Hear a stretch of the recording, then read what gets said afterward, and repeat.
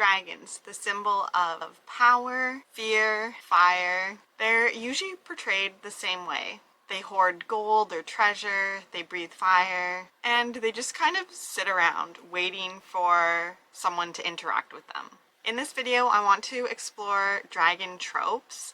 I'm writing a dark fantasy novel, and I am portraying dragons differently. I needed to research common tropes to learn how they may be overused so that I can really invent dragons in my own dark fantasy world. My dragons are cursed, and their story is tragic. But first, let's talk about some common dragon tropes. As I mentioned, dragons tend to be portrayed as treasure hoarders. They are greedy, they like to collect things like gold, crystals, gems, stones, artifacts. The dragons in my novel, they are collectors, but in a different way. Artifacts are important to my dragons, but not in a greedy way. It's important to their background, their history, their ancestors. The second trope is that dragons are fire-breathing, and they use their fire for harm, for destroying villages and towns. Dragons are used as weapons. Dragons are force and anger and destruction. And in my novel, they aren't that at all. They're actually gentle. And I really don't like the idea of dragons being used as a tool by humans or anything else. They're not slaves, and I don't think a really powerful creature like that could be used as a tool to be a guard or a slave or just something to ride. Dragons are way more powerful and way more complex than that. Another trope is the wise dragon. Dragons that are all-knowing. They are sages or advisors. I like this idea of dragons, although my dragons have definitely lost wisdom over time. There are a lot of pieces of their history that they don't know about. Another trope is, I've kind of mentioned this, that dragons are just mounts. There's something that the hero has as a pet or uses to get from place to place, riding them. That dragons are kind of these companions that they will fight with you. That chosen heroes get to work with a dragon, that they kind of become their pet, another tool that they can use. And I don't like this. I don't think dragons would put up with this. Dragons are not tools that humans can use. They're way more powerful than that. Although in my novel, the humans have harmed dragons, and the dragons are getting their revenge. Another trope is that dragons are evil. They're kind of just obstacles in the way on our hero or our main character's journey. Something to destroy or overcome. In my novel, dragons are the main character. They're not just a side quest or an obstacle. They are the story. Another trope, the sixth one, is that dragons are unkillable monsters.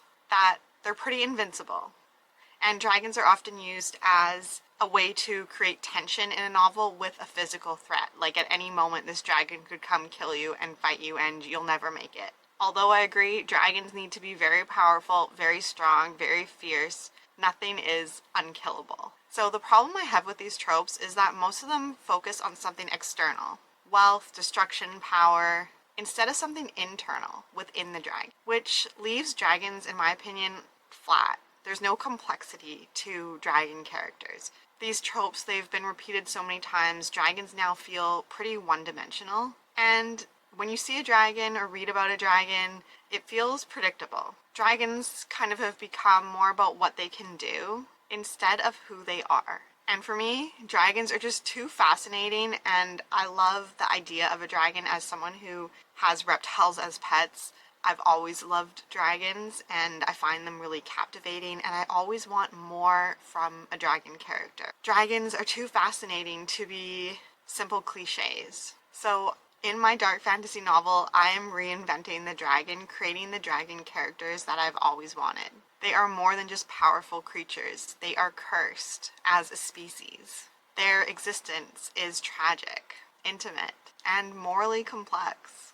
Their scales shift with their emotions, similar to a chameleon, although they don't know it yet.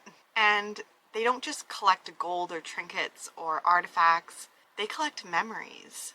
They collect pieces of their history, fragments of souls that they can't release or that they are still searching to find. They collect parts of a past life that for generations they haven't been able to experience. They're still clinging on to something from their ancestors. And most importantly, they're not evil. Their motivations aren't evil. They are survivors of a magical catastrophe thousands and thousands of years ago. They are misunderstood by humans, and they're living in exile, and some of them in bitterness.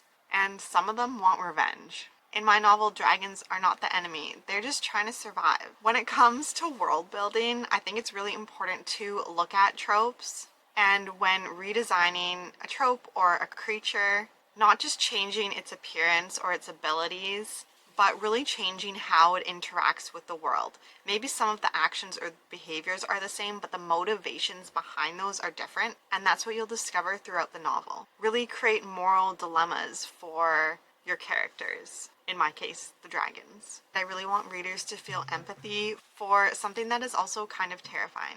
What are some tropes that you've noticed about dragons, or tropes that you think are overused when it comes to dragons? Maybe something I forgot to mention. Or what kind of dragons would you like to see? Let me know in the comments.